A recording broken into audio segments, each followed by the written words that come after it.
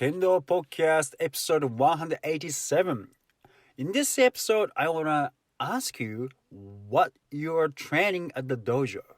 Kendo Podcast by Hiroma Fuji from Kendo-Guide.com. Thank you for listening. This podcast is about Japanese martial arts Kendo for Kendo lovers and supported by Kendo enthusiasts through Patreon.com. Thank you for your support, guys. Please visit Kendo-Guide.com for more Kendo information and how to support Kendo-Guide.com. Welcome to Kendo Podcast episode 187. Okay, now this is, I don't know if it's a tricky question or not too sure. Let me ask you again, what, that was weird. Oh, by the way, Happy New Year! I am recording this. I don't really know what is it today? January 5th. Happy New Year, and I hope this year will be great for you, and of course for me as well. Now, I just want to talk about what I'm not talking about. I'm going to ask you what you train at the dojo. There is no right answer. Individually, probably it's different, So I am not saying that I am right or wrong. I just want to share what I think or what I am doing and what I want my students to know, what I am teaching. So I just want to share it. Okay, it won't apply to you. That's fine, and you do what you have to do, right? What you think you should be training. Now at the dojo, I think if you say I train, I practice kendo at the dojo. If you're my student, I would say no, you're not here to practice kendo. I would say that to you directly and immediately. And that is because I want you to say, I want to train myself through Kendo. It is, maybe it's really tricky question or is a technicality. But especially me, and I want my students to think that Kendo is a training method that you discipline yourself. So if you train judo, right? If you do judo, you train yourself through judo. If you do shodo, calligraphy, you train yourself through shodo. Flower arrangement, we call it kado. You train yourself through kado, right? So it is a way to train yourself. If you say, I practice kendo, and I don't know what you're training, what you're practicing. Are you practicing just techniques, or what are you trying to practice? Again, it sounds like, technicality, but it's very important for me, all right, for me to train myself. That's why sometimes I train myself hard. That means it looks like I train my students hard. But I have to train, if I want to train myself hard, of course, my Kendo will be more, what do you call it? I don't want to say aggressive, but, I have to put more pressure on myself. So there's a lot of ways. So, for example, I don't want my students to get me at their first strike. I want to strike them first. So we call it shodachi. First strike is shodachi. Shodachi has to be taken by you, you know. So that kind of thing, mindset is very important, I think. If you just say, I want to train Kendo, okay, Kendo is variety, this Kendo, nowadays, Kendo is very, we can define Kendo,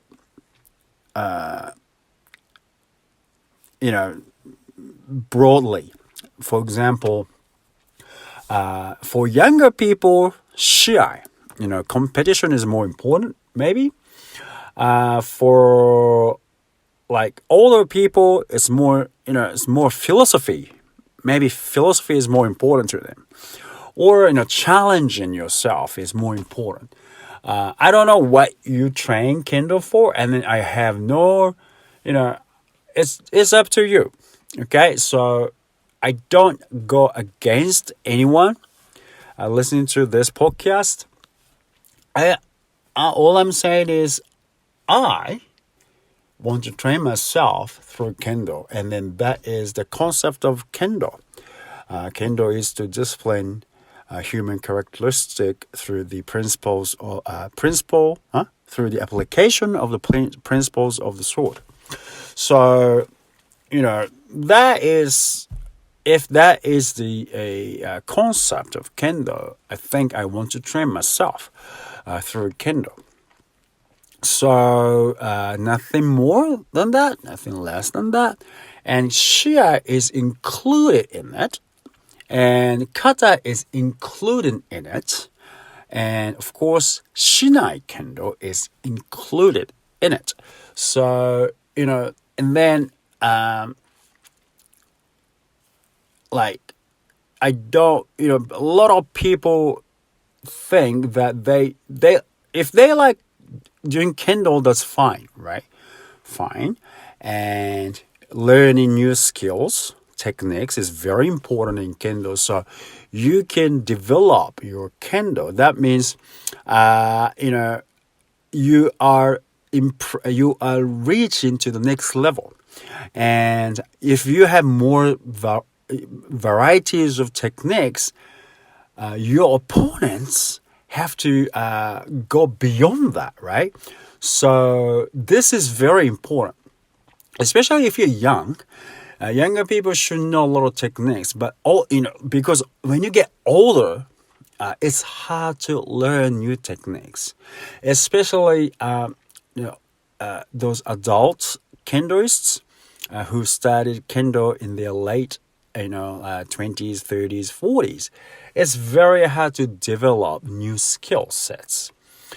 So if you're young, learn a lot of techniques, right? And also work on basics. What I mean basics is footwork and tai sabaki, body movements and all that. And then you can sort of work on techniques. And for adult students, we can't go back to our younger age, right? So, focus on one thing at a time. If you want to learn techniques, you have to have certain skill sets. For example, if you want to learn Ojiwaza Menkai Shito. Okay, let's focus on Menkai Shito. Okay, what do you need to accomplish Menkai Shito?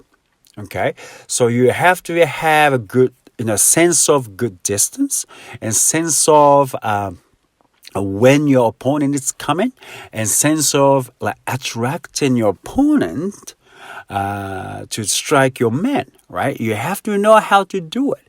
And then you have to know how to strike Menkai Shido. And what about body movement? What about footwork? You have to learn all kinds of stuff. Then you should be able to strike Menkai Shido. Well, so a lot of people have different. If you are late starters, don't worry about it. Okay, don't worry about. Oh man, I can't do all kind of footwork. Find out what you're good at, and then work on based on that. If you're really good. You can still move fast. That's a good abilities. physical abilities is very important. If you can move fast, still work on debana okay, debana kote or something like that. Okay, and you have to work with your opponent. You can't just strike whenever you want. That is younger people. Okay, when you get older, you have to learn how to work with your opponent. That is more important. Now, that is kendo. So you have to learn. You have to discipline yourself. You have to train yourself through kendo. That means you have to know about yourself. You have to face to yourself. You have to face your problems. You have to face your disadvantage. You have to know what your advantage is. And then you can develop your kendo based on these. So you have to analyze yourself a lot. You don't like it maybe. I don't like analyzing myself. I don't like watching myself on videos. To be honest with you, I don't want to share my videos, but a lot of, if 8th Dan sensei do that, a lot of 8th Dan senseis do that on YouTube, that is the best. You know what I mean? They share their, a lot of people uploaded illegally those senseis videos, those sold videos, how-to videos. I'm sure some people uploaded seminars. I'm sure they have permission. Otherwise, these sensei won't be happy. So I'm sure they have permission. But some people, many people actually, uploaded sold DVD, all right, and they ripped the DVD and uploaded to YouTube. Okay, now I'm against that. I am so against that. We are, a lot of Kendo magazines or a lot of people who made the videos cannot make money out of it. That means, I know one of the company disappeared, because they had a lot of important, old videos, but it's disappeared. I can't buy old videos anymore. I don't know. It's because, people started uploading their videos on YouTube. I don't know. But, come on, man. I just wanted to buy more videos from them. I can't find the company anymore. So, I'm so against those, illegally uploaded videos. They gotta stop doing that. If they want to, they have to promote the original, companies who made the videos. People should buy those videos from, if they're All Japan Kendo Federation selling those videos, they should buy those videos so we can support them. So, but that's another story. Okay, now, that a lot of people, should understand what they're doing through Kendo. The reason I wanted to share this is because if you're not young, if you're very competitive, that's fine, but you will soon realize that you cannot beat younger people if you rely on your physical abilities. Again, if you're very physical, maybe you can, but younger people are young. If they do kendo since they were kids, we can't just beat them. Especially it's go 1, 2, 3, go, and then you strike men, they will beat you. That's why we have to figure out a way or ways to beat them. When it comes down to that part of kendo, you can have fun. 8th Dan sensei, they are old. Older than me or older than you, maybe. They are like in their 60s, in their 70s, in their 80s. They still strike you and you feel miserable. So why is that? Why? Is there something? There should be something, right? So I think that's important to know that you are training yourself through Kendo, and of course you have to learn those abilities. I mean, those techniques, and all.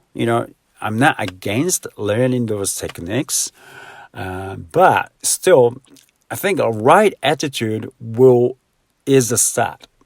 Right attitude. Why are you at the dojo now? Are you trying to beat your training partners today? Why are you here? If you are not there to train yourself, you're gonna have smoke here, because you're not there to train yourself.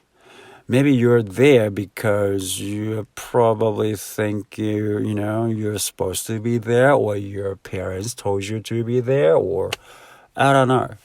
But if you're there and train yourself, I think Kendo has structure. Kendo is, I'm sure a lot of senseis shows you what to do, like kirikaishi and all. You should be able to, think why you're there, and then you have to have a right attitude. I tell my students it's okay to pass out after one kirikaishi. Okay, if you do, I did my best, I can't go anymore. Well, that's fine, maybe 2 kirikaishi, 3 kirikaishi, 4 kirikaishi. If you do 10 kirikaishi, 10 sets of kirikaishi, and you're fine, you don't feel tired, you don't have go out of breath, you're not out of breath, and you're doing something wrong. Just you're doing something wrong. So if you're done after kirikaishi, some sets of kirikaishi, I think you should be like, your senseis should tell you, oh, you are doing very good job. You're trying very hard. That's okay. If you can't last 1 hour of your training, that's fine. You did your best, and then next time you can do more. And next time you can do more. But mind you, if you're an adult, you have to think about learning curve, and you cannot just jump from. It's like we always talk about marathon kind of thing. You can't just run full marathon, right? You have to develop step by step. You have to get better step by step. So it's the same thing. So take it easy, but just push yourself a little harder, because you're there to train yourself. To train yourself, that means you have to push yourself out of your limit, comfort zone. Just go out of your comfort zone little by little. At each training, you will get better. Okay, so that's how I learned Kendo, and that's how I teach my students. So I just wanted to share my thoughts and how I teach and how I learned Kendo. Thank you for listening, and if you have, please subscribe to patreon.com/Kendo for Life. If you become a Kendo for Life club member, which is $10 or more, you can have more benefit than other membership level. You can download videos. So please consider to support me so I can create more Kendo contents for you. Thank you for listening, and I'll see you in the next podcast. I would like to send special thanks to Patrons for their constant support through patreons.com/Kendo for Life.